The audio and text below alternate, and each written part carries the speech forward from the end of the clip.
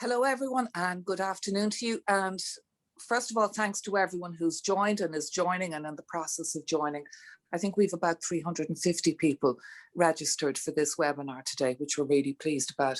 And it really is great to welcome delegates from across the higher education sector, and that is going to be the focus of our theme today. And we're also delighted to welcome members of the Seanad, government departments, the European Commission, the European Movement in Ireland, and embassies. And as I said, our theme today, it's Ireland in a changing Europe, so it's a very big theme. We've got some great speakers.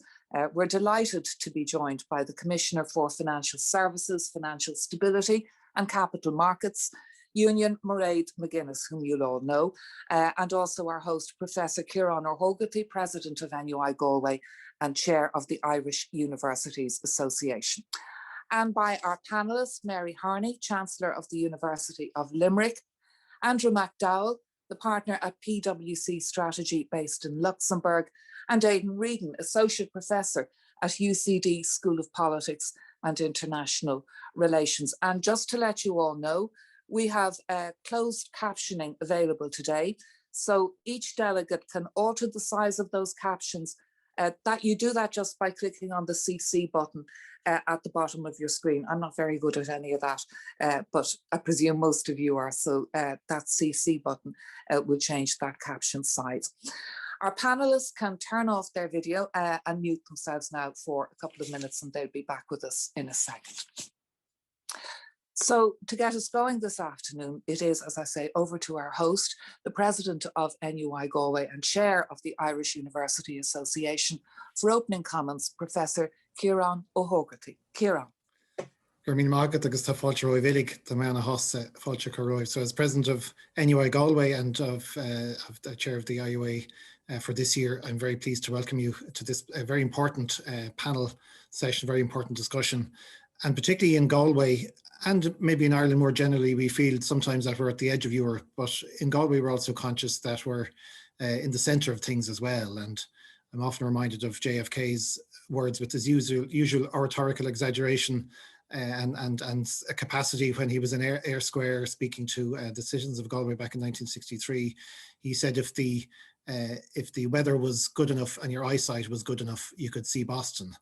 And I think in that sense, we see ourselves in Galway and likewise in Ireland as really at the centre of things rather than at the edge. And I think particularly in the context of future of Ireland in Europe, I think it's a very good way to think of where we are and post-Brexit, the opportunity for us to contribute in that context. And particularly then thinking of the potential contribution for universities and on behalf of the IUA making that suggestion, if you like. I think COVID in particular has enhanced the public perception of the value of universities, the value of science, the value of research, the value of evidence. And I think that has a particularly important role to play as we think about the future of science, but also as the COVID emergency developed and evolved, the sense that it was not only about science, but also reimagining humanity and the challenges that humanity has in facing into the challenges and the limitations of COVID. I think the role of the university in that context and the role of university partnerships, such as the university alliances in Europe, such as research partnerships, such as the Erasmus program, which has been limited this year, but I think its capacity has been and its potential has been enhanced. I think it's particularly important in that sense of the need to reimagine our humanity in the context of a post-COVID world. Secondly, and I think equally important, is the sense that there is, coming out of COVID, the potential for a K-shaped recovery in which those who are better off will become even more well off, and those who are marginalised even more marginalised. And both Europe and universities have a role to play in that all the research suggests that universities have a role in mending and in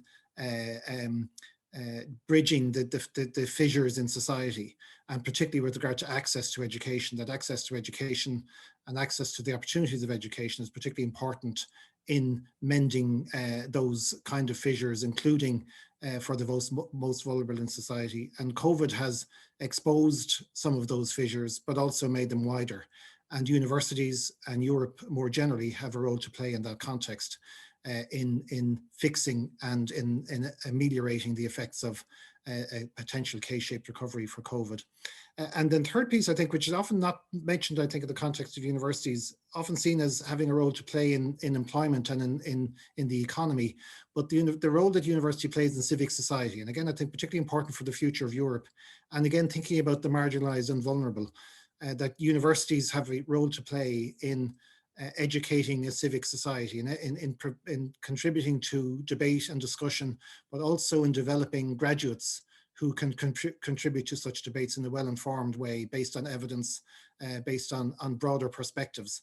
And I think particularly European programs, again, like the University Alliances, and particularly Erasmus Plus, have played a particularly important role in developing citizens, European citizens, who are conscious of their role in a broader Europe and their role beyond boundaries, which we know COVID has no boundaries. We know Europe really should have no boundaries. And likewise, universities, our walls are porous, and therefore we work across boundaries in a very meaningful way.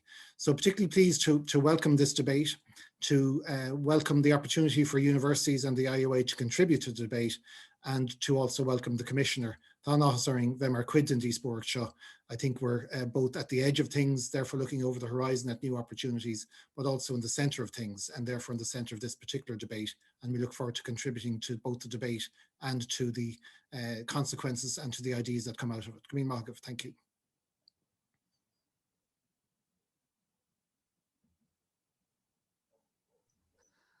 Ciaran Ó, and a lot of interesting points there, and we'll be picking up on some of those in the discussion. It's my pleasure now to introduce the EU Commissioner for Financial Services, Financial Stability and Capital Markets Union, Mairead McGuinness. Mairead McGuinness, as you know, was an Irish MEP for 16 years and Vice President of the European Parliament from 2014 to 2017, when she chaired many fractious Brexit debates, when that debate was at its height, and she chaired them with great aplomb and great distinction. And now that she has been elevated to the Commission, she's joining us today to talk about her vision for her portfolio and for her perspective on, given that work that she's doing on Ireland's future in a changing Europe. So it's my pleasure to hand you over now to Commissioner Mairead McGuinness. Thank you very much, Áine, and thank you, Ciaran, for your opening remarks, because they echo a lot of what I will hope to say. And really pleased to join this great panel. Although I have to say I'm fed up of videos and I want to meet real people, and I hope we can do that again. I think this is the first week that I feel a little bit more confident that we are, with vaccination, getting to a better place. So I'm a bit brighter perhaps than in days past, which have been tough. But you know, the title of this, Future of Ireland, and Ireland in a Changing Europe, and Ireland is also changing. I mean, it's a huge, huge topic. And I think universities, as has been said, have a fantastic role to play. Strange times now, because it isn't the physical space that is the, if you like, the hub of learning, but universities are still working. And indeed, one of our youngest is studying at university, but very much at home. So Ireland and Europe face an awful lot of challenges. And of course, the big one is this ongoing pandemic. I recall when I left Brussels last March to go home for maybe a few weeks, I had never envisaged that we would still be in this, if you like, corralled by a virus, and having gone through in Ireland a third and very difficult wave. So we're still living with COVID, and it is getting more and more difficult. But like every crisis, we can learn from it, and we can reflect and change the way we work and indeed live and play. And I would hesitate to say that, you know, some of the big changes at EU level within the European Union haven't come from big planned programs, but usually they've arisen because of a crisis and the need for a response, and that becoming permanent and more structured. And I think that's what will happen around COVID. I think we're going to have a much stronger role for the European Union on public health. And it's a pity we didn't have that prior to COVID-19, but let's hope that we will build something that is strong. If we look to the wider vision here within the Commission, shared by the Parliament and the leaders of Europe, we want a more sustainable, more digital and more resilient Europe. And again, I think universities have a vital role to play in this future, the vision that we have. I will say a few words now about Brexit, because obviously this is a topic that we're all very sensitive to and aware of. And it's been such a long time coming in a way that it is important to remind ourselves that this was a UK decision. And really, this was not a choice of the European Union. But of course, we accept the UK choice and indeed regret that, but we do have to live with it. When it comes to Ireland and Northern Ireland, the protocol was designed to try and, if you like, deal with the most difficult aspects that Brexit would place on the island of Ireland, and of course, avoid a hard border. We reached this trade and cooperation agreement. It was quite extraordinary to see Michel Barnier on Christmas Day here in the Commission building. And I'm happy to say I had a really good chat with Michel this morning as he called by. So I think his heart is very much in the right place when it comes to wanting the protocol implemented and knowing and understanding so well the Irish issues. And I think we could all learn from him. He spoke with great calm and with great respect, but he listened more than he spoke. And I have tremendous respect for him. And indeed, whatever he so chooses next, I wish him the very best. Of course, everything was agreed so late, the trade agreement, that when you think about implementation, of course, not everything was in place. And I think we're now realizing those things that weren't fully in place. Of course, there's going to be difficulties that arise. And that's why even in December, we had decided, Maros Sefcovic, my colleague, with Michael Gove, on a set of measures to ease a transition towards this new reality with the protocol and to provide flexibility for supermarkets and other traders. A lot of those have not fully been implemented, and I think a lot of the discussion now is to try and make sure that we use all of those flexibilities while at the same time listening to the genuine concerns of business. And it's also important today to acknowledge that my colleague is meeting stakeholders north and south of the border who have concerns, and I think it's really important to reach out and listen. And unfortunately, recent events have reignited a very heated and rather angry debate about the protocol. So I do think we should take the example of Michel Barnier and try and calm the situation, realize that what we have is not ideal, because in my view, the ideal was that the UK would still be a member of the European Union, and the idea of any border anywhere just was not a topic. But we did have to come to an agreement to deal with the unique circumstances on the island. As I've said, the recent events within the Commission, which was a tragedy really and a terrible mistake, one that the President herself has taken responsibility for and indeed apologised for, rightly so, should remind all of us how sensitive this issue is. And we need to pay particular attention to the protocol and make sure that it works for the people of Ireland. As you know, yesterday, Lord David Frost has been recently appointed just yesterday by the UK government to co-chair the Partnership Council and the Joint Committee. So he will work closely with my colleague, Vice President Sefcovic. I think the thing that saddens me is that doubts are now being cast on the EU's commitment to Northern Ireland and the peace process. And again, nothing could be further from the truth. And, you know, Michel Barnier and I had this discussion this morning, and honestly, he has such a sensitivity because he spent time and he listened to people and he understood the history and the politics and he respected everyone's perspective. And I think we now need to try and restore some calm, listen with respect, but solve really difficult problems. And again, universities, even during the peace process, and academics have been so important in bringing communities together rather than forcing them apart. I was struck because I got a lovely booklet from an old colleague in RTE, a collection of John Hume's quotes.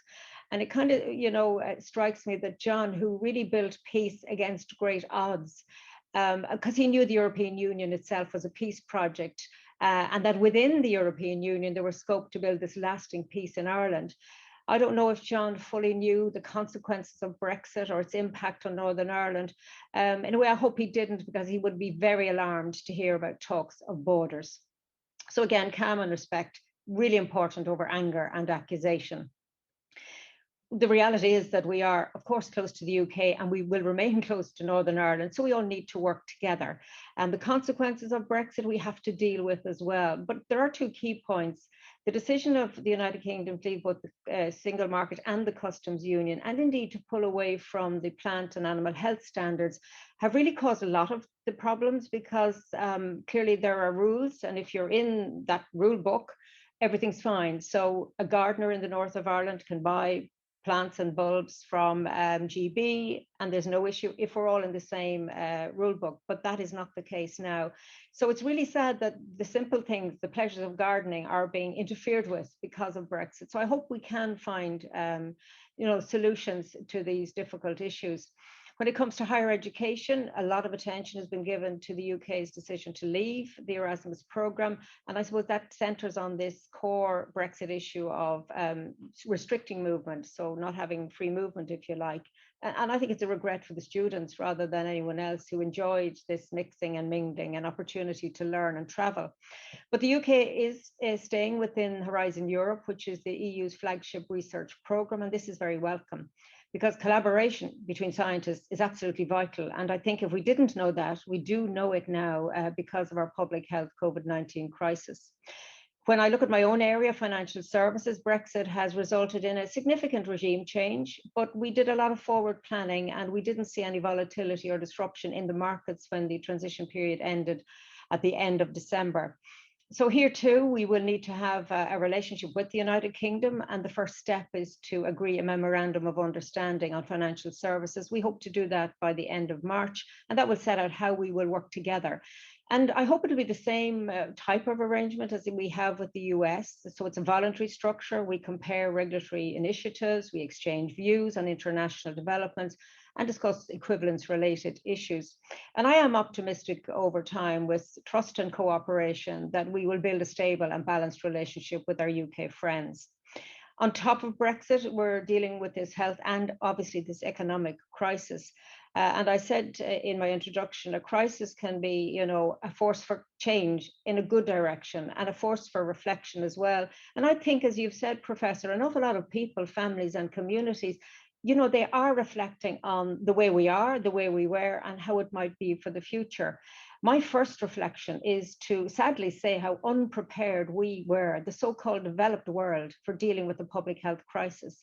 My second reflection is how we've all adjusted with difficulty to this new way of living and working. And my third reflection is how important it is to have experts guide us in how we are dealing with COVID, whether it's at national, EU, or indeed global level. Because it's not that long ago that experts were being disregarded by some of the world's most vocal leaders. So it's a good time for experts to be listened to. And I know there are disagreements between experts on particular issues around the pandemic, but all agree on the basic principles of how to protect ourselves and our community, and on the important role of vaccines in tackling this disease. And I think this crisis highlights for me something I've said many times before, usually in the agriculture and food area, but it is about publicly funded research. I have a firm belief that we need it and we need more of it. We also need public-private partnerships so that we can bring this quality science and research to the front line in tackling issues of the day. And I'm delighted to note that UCD and NUI Galway are involved in Accelerate, which is the new EU vaccine clinical network spanning 21 EU countries. And this is about accelerating the trialling of COVID-19 vaccines as we deal with potential changes in the vaccine with mutations.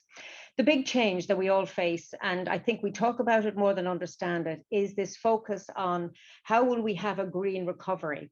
How can we meet all our environmental, climate, biodiversity targets while we recover?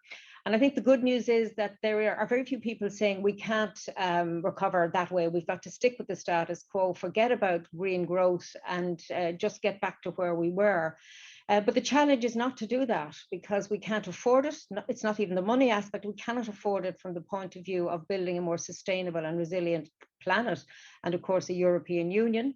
We have a very big next generation EU budget, 750 billion euro. We have the EU's MFF, the budget of 1.1 trillion. So there's a lot of money there that can be invested in technologies to spark the recovery through innovation and clean industries. And I think, again, universities have a key role to play in that. And all this funding will strengthen the European Green Deal and will allow us to invest in key infrastructures from housing renovation to 5G. Part of this is to make sure that 37% is spent on green projects and 20% on digital. And these are tough targets for member states who have to draw up national plans and obviously with the Commission try and refine how the money will be spent. And we want it to be spent not in haste, but we want to get the money flowing so that we can, if you like, kickstart the recovery. But as you know, the Green Deal didn't emerge out of the pandemic, but I think it's actually more central to the recovery than we might have imagined. Climate neutrality by 2050, it seems very far away, but it's not. And, you know, a target of reducing emissions by 55% by 2030 from 1990 levels, that's very, very soon. And again, we've biodiversity loss, we've to combat pollution and work on a circular economy.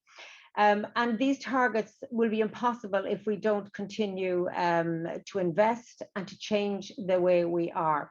Because I'm at 10 minutes, I'm going to scroll through and say some very few lines around sustainable finance. It's extraordinary, I've found it anyway, that in my new role here, which is financial stability, etc., that this area of the Commission is central to delivering on the Green Deal, because we are charged with trying to ensure that finance flows towards sustainable actions and sectors. So we're trying to define in a taxonomy what is sustainable. We're trying to make sure that enterprises that aren't sustainable move in that direction so that they get funding for the transition. And we're also trying to deal with practical realities. Look at Ireland, where peat harvesting has stopped. And yet we see that Ireland is importing peat, some of it from the EU, but also from outside, because there is a demand still for that product. And again, I think universities through innovation have ways to tackle specific challenges of supply chains that arise when we're trying to do less harm, which is a really key part of all of our investments, but equally reduce our carbon footprint and make sure that we move towards this very long-termism. I've mentioned briefly the digital transition. I think, you know, universities have, you know, grasped that because of how you're now teaching and how you're working away from campus. I have to say, I wouldn't like it as a way to study. I loved UCD and I loved all the fun around it. And I did a bit of study too, but I think I really feel sorry for young people. I think that of all of the, you know, parts of the community, I think to be denied of the friendship and collaboration of colleagues your own age from all over the place is really tough on them. And as somebody said in the college yesterday, you know, you're only 17 once, but you're 50 forever. And I think it's such a true line. So I hope for all our sakes that they can, you know, get back to college and have some of that extracurricular side of university, which I think is as important as some of the lectures itself. Briefly, the role of universities in research and innovation is absolutely key, and you need finance to do that. And that is a big discussion point as to how we fund our universities and how we make sure that they can continue to contribute to all of these big societal aims. And to the point about disadvantage, you know, I would say very openly, I'm the first of my mother or father's, if you like, family to have gone to university. Now it is more open and available. And there is no doubt that universities and access to education is a key enabler. And it just, if you like, erodes difference. And I think we should really, you know, strengthen that part of the whole academic and university agenda, because it's really, really important. I have lots of other things to say on you, but I don't want to take up your time. My speech is available. And I would say that I do believe my colleague Simon Harris is showing huge engagement with the sector in Ireland, and I've been following what he's been doing very closely. So briefly, this is a difficult time.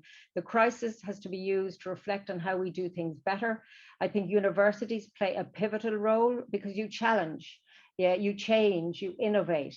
And I think on the societal issues, perhaps we should, you know, ask universities to do more there, because just doing the research is very important around specific problems, but actually trying to shape and change mindsets, even around climate change, changing how we view our future. I think you need to have, you know, the sociology, the psychology, you need all of those, if you like, expertise to move us in this direction. And if you have any advice for me in this difficult portfolio in that area, I certainly would take it, because I know that both industry and the financial system is struggling to deal with these big changes, but finally we don't have a choice. So it's why I was particularly pleased to have an opportunity to address you today, to listen and learn from what you have to say and to contribute. So it's a real pleasure. And I hope maybe I could get to Galway soon. Oh, Commissioner, thank you. Commissioner, thank you. Now, are we there? We're back.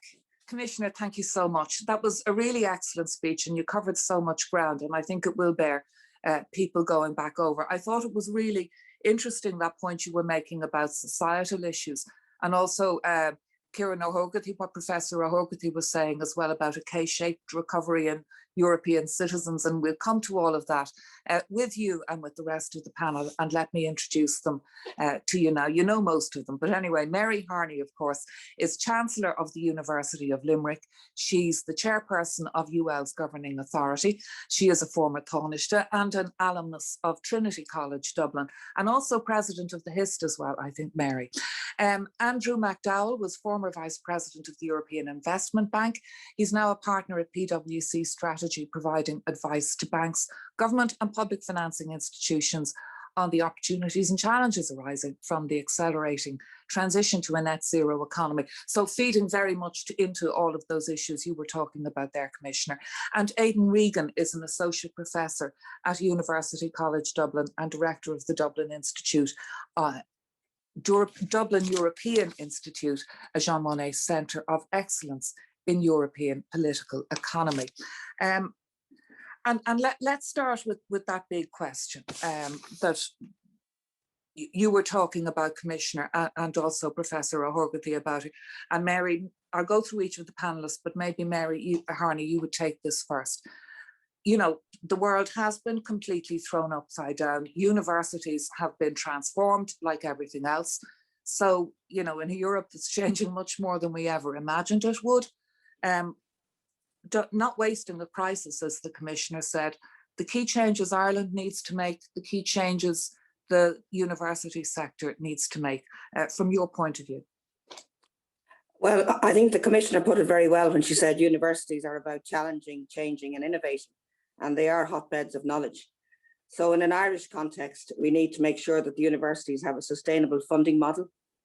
It's 5 years now since we had the Castles report, and we do need decision. And I was one of the strong advocates for a separate department for higher education, research and innovation. I think bringing that together, putting the focus on the third level sector, on research and innovation, and linking them together is very significant. So that's the first thing. Secondly, in terms of research itself, I think we need to put more resources into basic, or what's called blue skies research discovery. Our research in recent years has moved more into applied, close to industry research. And I also think we need more research in arts, humanities and social sciences, not just in what I broadly call industry related research.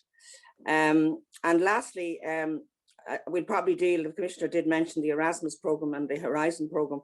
One of the observations I have received from many of the people in the University of Limerick that are tasked with applying for some of these research grants is the bureaucracy, the fact that we don't have a harmonisation of standards, etc. in Europe. And I think all of us would do well to really reduce the burden of bureaucracy in relation to universities coming together across the European Union. None of us can do all of this together. We do need to come together. But a sustainable funding model, Áine, is certainly critical. And I'm not so sure it's generally understood, but the 7 universities in Ireland, and I'm not including the recently established technological universities, get less than 50% of their funding from the state. I don't think many people quite understand that. And that has been a reducing level of funding over the years. And we are at a critical point. And I suppose the pandemic has really emphasised just the challenges in alternative funding sources, whether it's from commercial activities on campus or accommodation, or whether it's foreign students. The pandemic has made all of that virtually impossible and certainly more difficult.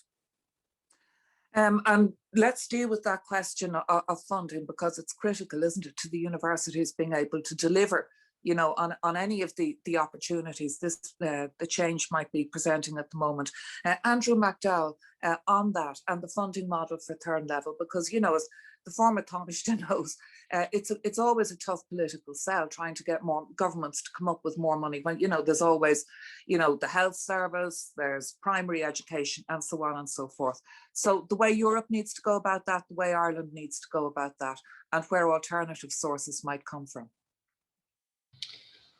Well, thank you, Áine, and thank you for the invitation. I have to say, in the 4 years I spent with the EIB, looking after operations in Ireland amongst other countries, one of the things I got most satisfaction from was helping to finance our Irish universities during the crisis and during the years when funding had been cut. And I have to say, in a previous life, I was also economic advisor to the 2011 and 2016 government, which made a lot of those cuts. So it was great to come into a job where I could deliver good news to some of the universities instead of bad news.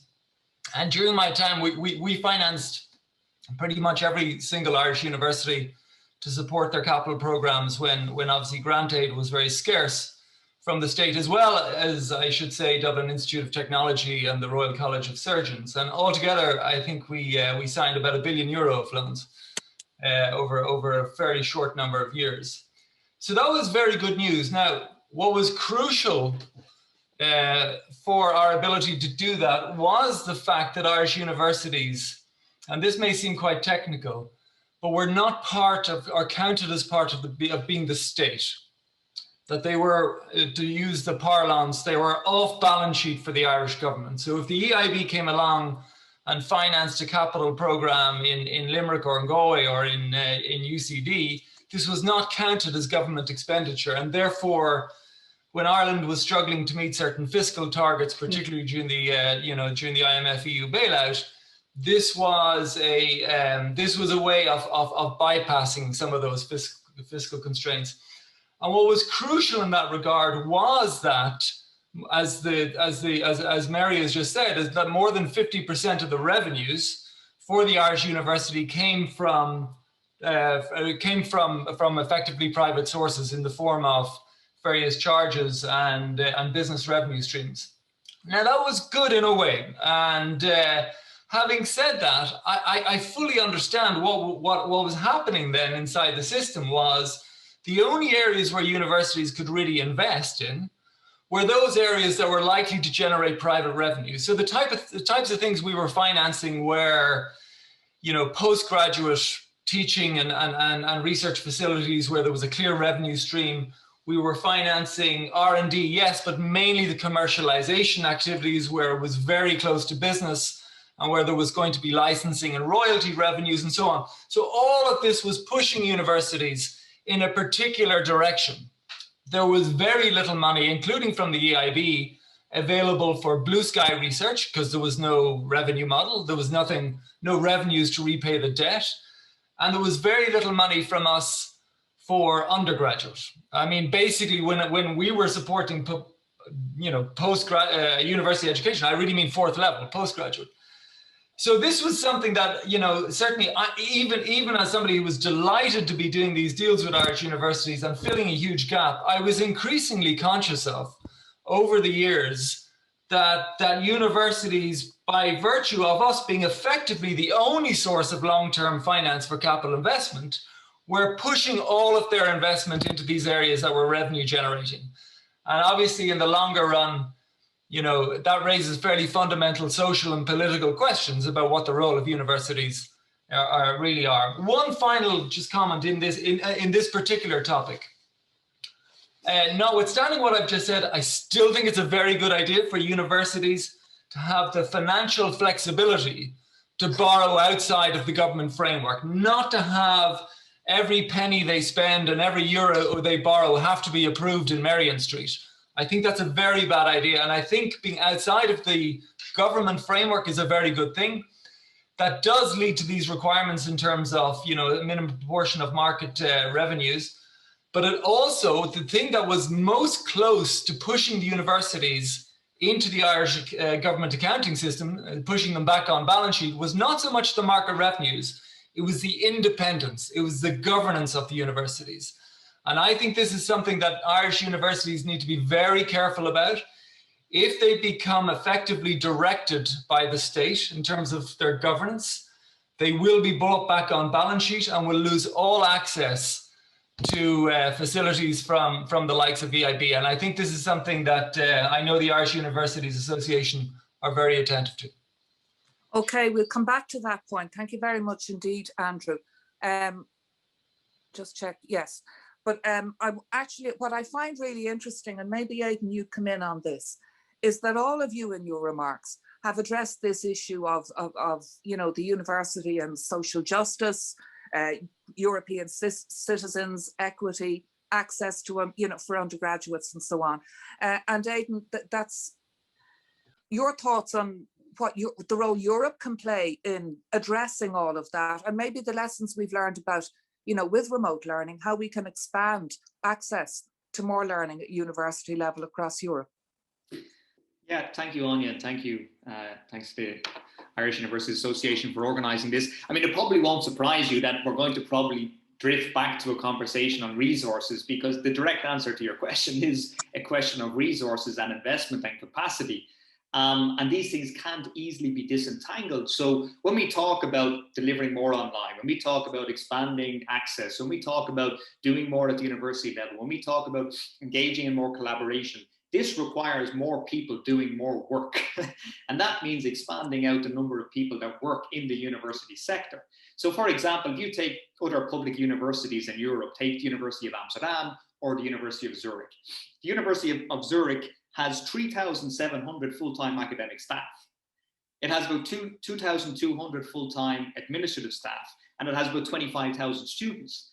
UCD has 32,600 students, 1,800 academic staff, and less than 1,800 full-time admin staff. So Zurich has doubled the number of academic staff and nearly 10,000 less students. Unsurprisingly, the University of Zurich, another public university, and their students actually pay less fees than UCD students, are extremely successful in competing for European funding. They're extremely successful in attracting funding, in competing for Horizons funding, for getting ERC grants and so on. And the reason for that is they've got a lot of people who can come together around the table, collaborate, deliberate, have dialogue. They have an ecosystem in place that makes them very competitive to attracting this funding. So it's not so much that you expand out the public university and therefore you exclude out the private funding. These things are very complementary. The more successful and competitive you are as a public university in terms of public funding, the more likely you are to attract external private funding. So this seems to me to be crucial. So if we are serious about generating a new fourth level education system in Ireland and becoming internationally competitive, we fundamentally have to put the investment behind it. And right now, we just don't. Mm-hmm. Commissioner, do you have any thoughts on that? The point that was raised about the harmonisation of standards, the bureaucracy, the red tape in relation to Horizon, and that point Aidan was making there about without public investment in our third level and fourth level, you don't get that private investment coming in at the same time, but equally balancing that with the relationship with government and with the state. Well, I think the statistics that you've shown, Aidan, are shocking, but very clear and stark. And this idea that you'll get more if you have more. So I don't have the answer to that, but I think it's a very, very strong point about if we want to be leaders, we have to actually invest in that. And I think it's about the long term versus the short term. I want to say specifically to Mary's point, and maybe we need to put you in touch with some of the people in here and have a webinar about complexity. Because I know when I was in the Parliament, I had this discussion with universities and I would convey it, but nothing changed. So how do we get systems in here to change? They need to listen to people on the ground. So maybe separately from that, Mary, you and I could try and arrange that. It's also down to this issue of how big the stake should be. And one of the issues that we face now with COVID, and nobody has the economic model to show me how this is going to all work out nicely in the end, because the source of this crisis is different. So you can't blame a reckless borrower or a reckless lender. It's a virus. So the state is spending and the ECB are pumping money out there. What happens when, if, and how those supports are rolled back? What happens to sectors like third level if there is a real cut? I mean, I think that isn't the way to go, but I've been mulling this over myself to see what sort of model economically can we put forward that doesn't disadvantage the disadvantaged who now have lost their jobs because they're lower paid, etc. And that's why universities to me are hugely important for that thinking that can go on. So I'm not unfortunately solving Aidan's funding problem, and I know I've had meetings with Jim Miley on this. And I think it is down to a point you made, Áine, that politically it's easier to talk about national school renovation or a second level. For some reason, third level doesn't have that same emotional attraction politically, and that's wrong. But that, I think, is part of the problem. And, you know, I know that you've worked as universities to try and persuade that more money would be given. But again, it seems to fall on deaf ears. Now, Mary, you have a long political experience. You might know more why that is or how that might change. But I certainly will try and help you on the complexity, because I've found it a bit complex myself in here. So I'd be happy to work with you. We look forward to the two of you having that meeting. Mary, will you deal with that point, if you like, you know, the politics of trying to get money for third level, which, you know, many, you know, and the media will be part of all of this, you know, that there are more deserving causes. At the moment, everyone's paying lip service to R&D and scientists. We've all learned we need them during COVID, but there is going to be a risk, because there will be, you know, retrenchment whenever things get back to some kind of new normal. Mary Harney. Well, Mairead is right. Third level was never seen as a political priority. Number of reasons for that. I remember saying in a different life, researchers never came to a clinic I ever had lobbying for more money for science and innovation. They're not those kind of people. They're people that base their whole philosophy on science and evidence, and so they're not as connected in politically as maybe they should be.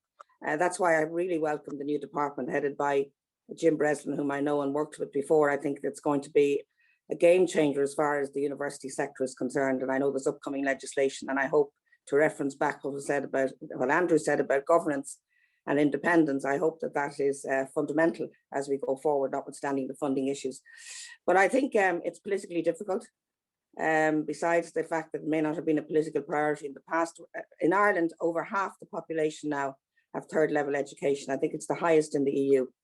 And ironically, notwithstanding the fact that we're not well funded, we have got from Horizon 2020 a bigger chunk than we would have deserved proportion population wise. So we do punch above our weight, which is fantastic. But I think it comes down to political decisions. Is the government going to give direct funding, more direct funding to the universities? Are we going to have an element of fees or student loans? Very controversial, very difficult. But the longer we leave it, the harder it'll be, and we have to bite the bullet. And I know there's later this year we'll have a report from the EU in relation to some of these issues. But no matter who does what report, it'll come down to some government of the day biting the bullet and making some decision. And I have an open mind about what decision is made once it puts the universities on a sound financial footing. And Andrew referenced capital expenditure. I think all the capital expenditure in UL in the last decade or more has all come from EIB funding, with the exception of the Glucksman Library, which some finance did come from the Department of Finance for that. But other than that, I think all the funding, all the capital expenditure, and you're right, because we want to get an earning stream, you tend to put resources into areas where you can generate income, whether it's from foreign students, whether it's student accommodation, whether it's hosting activities that can be very lucrative. And sadly, they're all gone now because of COVID. So we have a great concert hall in UL, and we have great facilities for holding events, but clearly there are no events. And we have struggled with foreign students like all the other universities this year because of the sheer difficulties of travel, etc. I think we lost you there, Áine.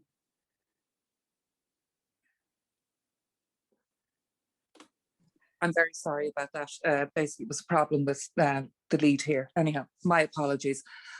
I want to talk a little bit about Brexit for a moment, because one of the things, you know, we've spoken about Horizon and the UK staying part of that.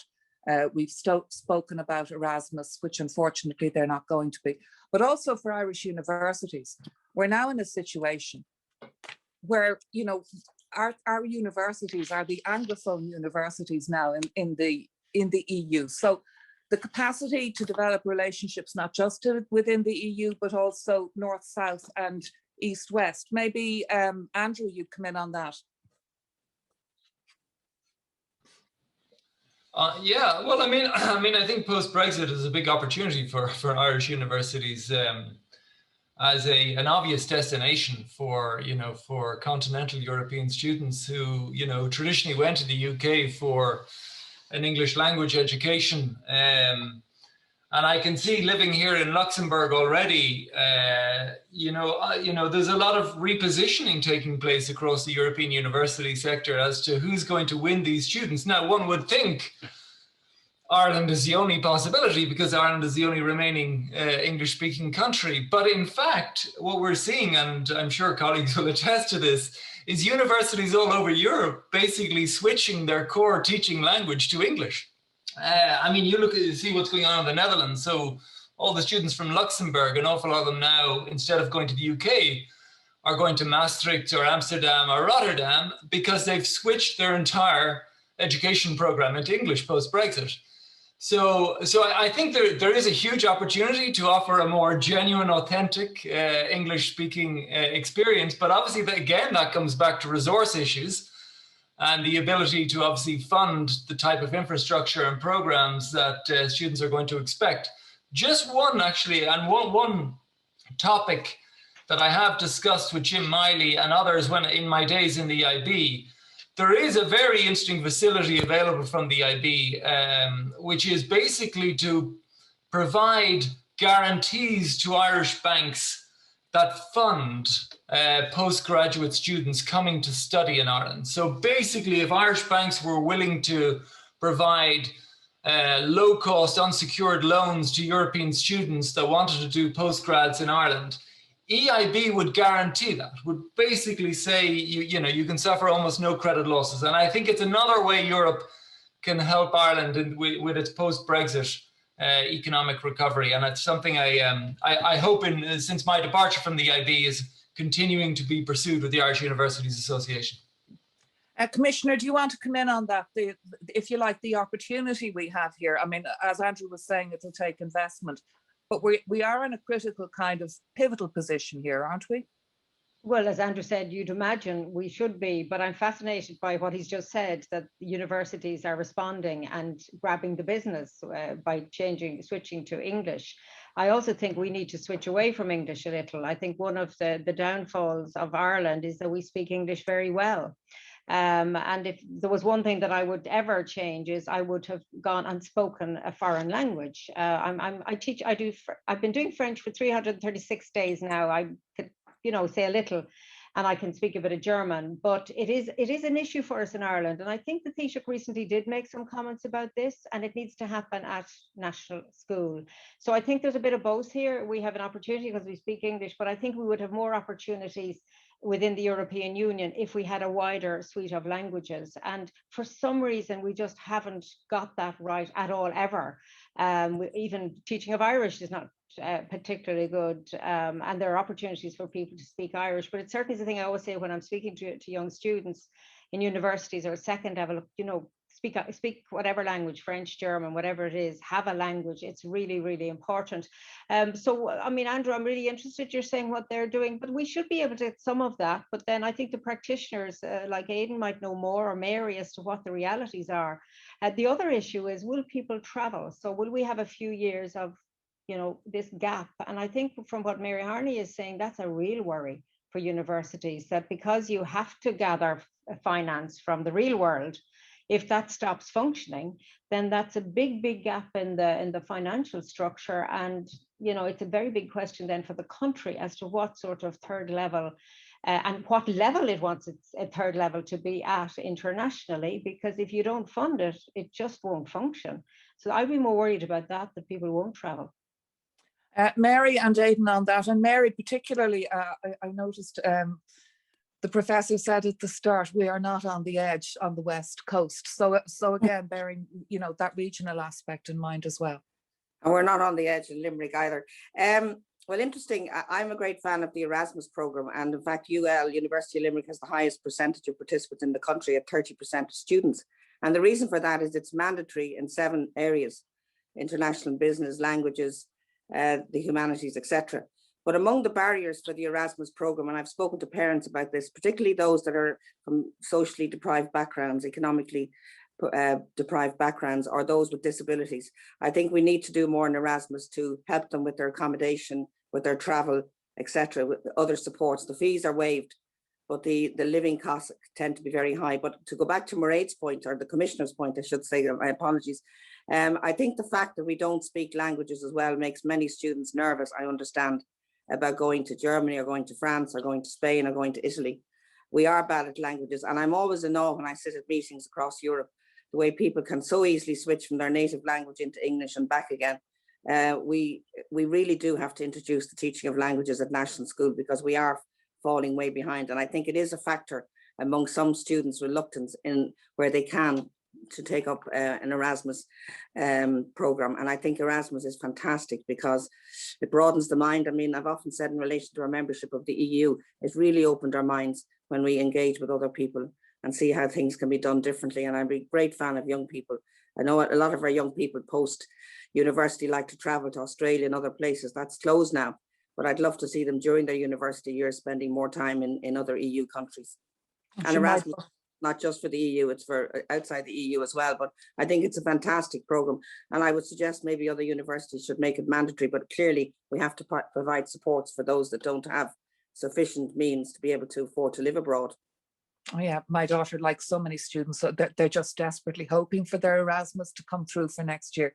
It means so much. Aidan, briefly on that, and then I want to move on to the green recovery and a fair recovery. I would just reiterate all the points you've made. What the Commissioner said, languages are so important, and the future of Ireland's relationship to Europe is in many ways premised on the ability of the next generation of Irish students to be able to work and speak in a multilingual situation. There is a structural privilege to being an English speaker, not just in academia, but in international business. English is the language of science, it's the language of business. So therefore, there is a privilege being able to speak it very well. But it does mean that there's a lot of, let's say, restriction on mobility. If you're not able to speak more than one language in certain professions, well, you know, you're really restricted now to staying on the island. And I want to come back then to this question again, and I was struck by how many of you touched on it. And that's about the importance, not just of a green recovery and a sustainable recovery, but also that it's not a K-shaped recovery, that somehow we don't end up in this changed post-pandemic world, in a world that's even more unequal. Andrew, to you first. Yeah, Áine, I mean, I think there is clear evidence that policymakers have learned some of the lessons from the last, or at least from the financial crisis, in the policy mix that's required, at least for a fairer recovery, in that it cannot completely rely on monetary policy and low interest rates. I mean, if you look about what happened, you know, after the crash of 2008 to 2010, there was a very brief fiscal expansion, you know, in Europe to try and support the recovery, but then austerity kicked in, and the recovery was completely reliant on ECB policies, on monetary policies to reduce interest rates, to increase asset prices, and to create some type of what's called a wealth effect, where people start to consume because they feel a little bit wealthier. But that is inevitably going to lead to greater income inequality, because it's the rich who benefit from the increase in asset prices from low interest rates, primarily.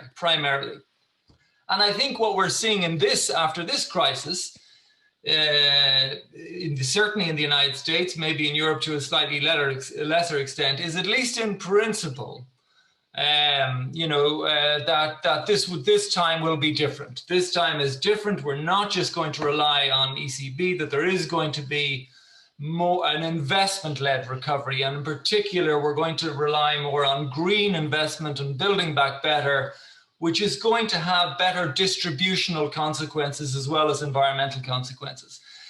Now, my only skepticism, Áine, is that these are all words at the moment. And when you look at what's happening in practice, it's not clear that what's being put in place is really structural and is really, you know, going to address that. So most of the fiscal stimulus within Europe is basically income support schemes, very temporary income support schemes, that is colorless, that is not investment-led, it's not investing in you know, the decarbonization of our economies.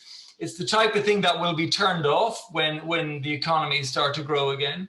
And what concerns me is it's not clear there really is a political consensus to shift from temporary income supports to major investment programs needed to generate a greener and fairer recovery. That's just, I think that's to be seen.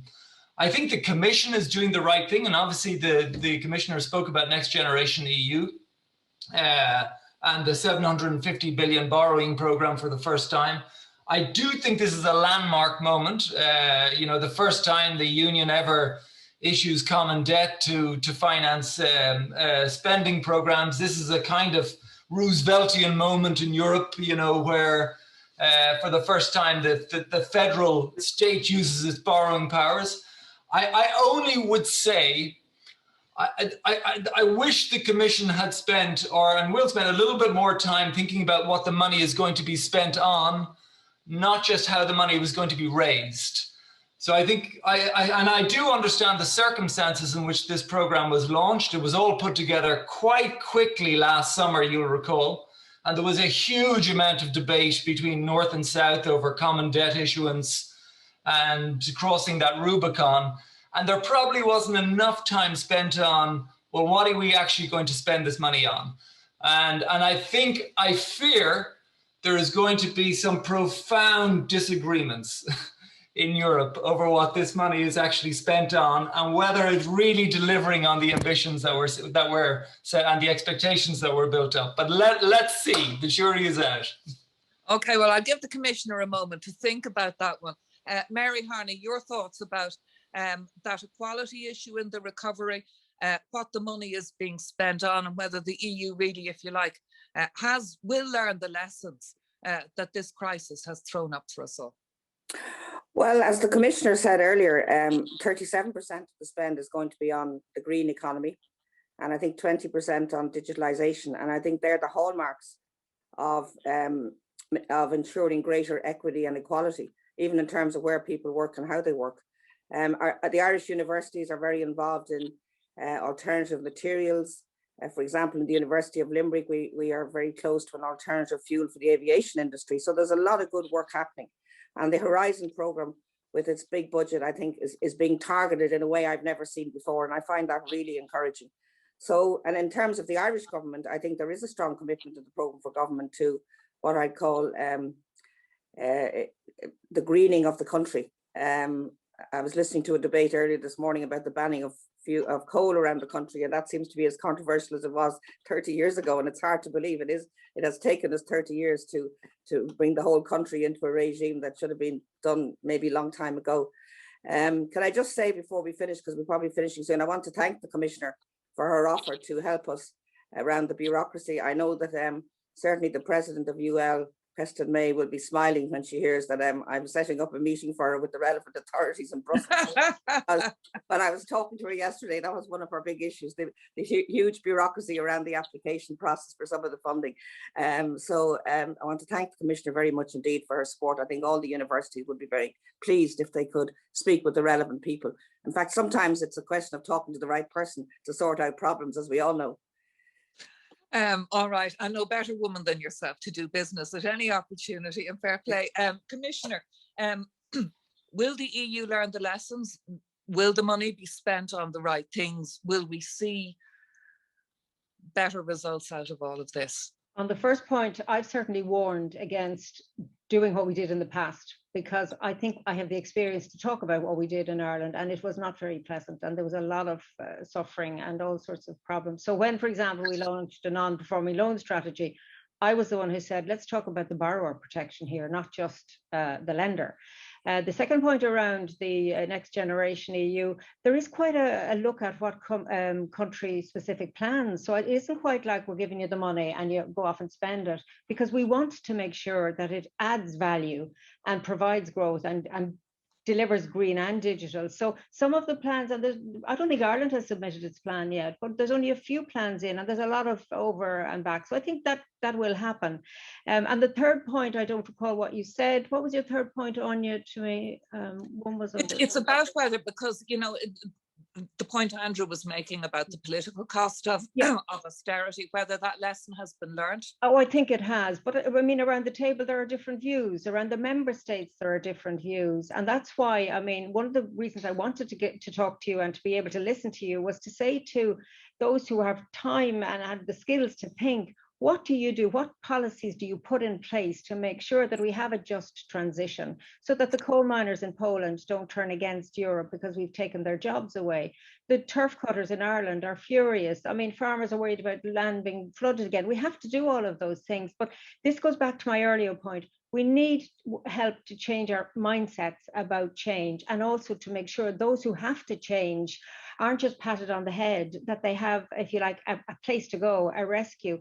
So, I mean, I've certainly used my voice around what I can do, and I have some around the table who agree with me. But as you know, there are some member states who have a specific view about how life should be.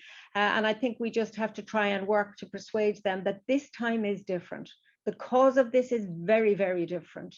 So how would you put somebody out of their house or out of their business, you know, a small family hotel that had a wonderful business, but was closed for public health reasons? How can you say that should be sold off?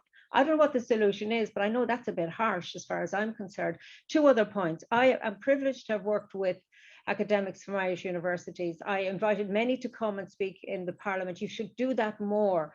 Get engaged in committee work, and it really gives you an identity. And I want to mention Professor Gerard Quinn in particular of NUIG on disability issues. He and I worked hand in glove with Deirdre, my assistant, who's with me now in the Commission, on making sure that we didn't spend money building institutions to put people into. It took an awful battle, but I had the experience of Professor Quinn in this area, and together, from a politician point of view and an academic, we made it work. So I think we need more of those synergies. So if there's a job to do, find somebody in the universities who's working on it, get it together with the right people politically, and do it.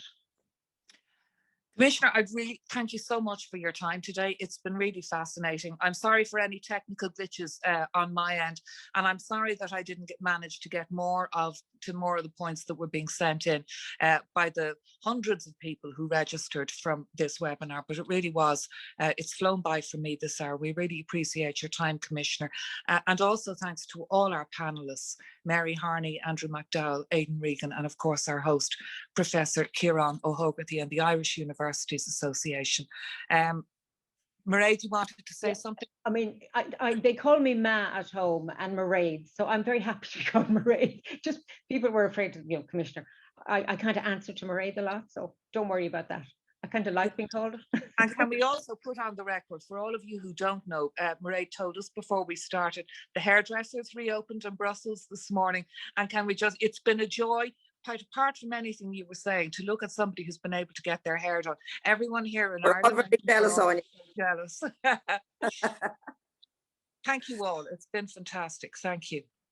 Thank you so much. Bye, everyone. Bye. Bye-bye. Bye.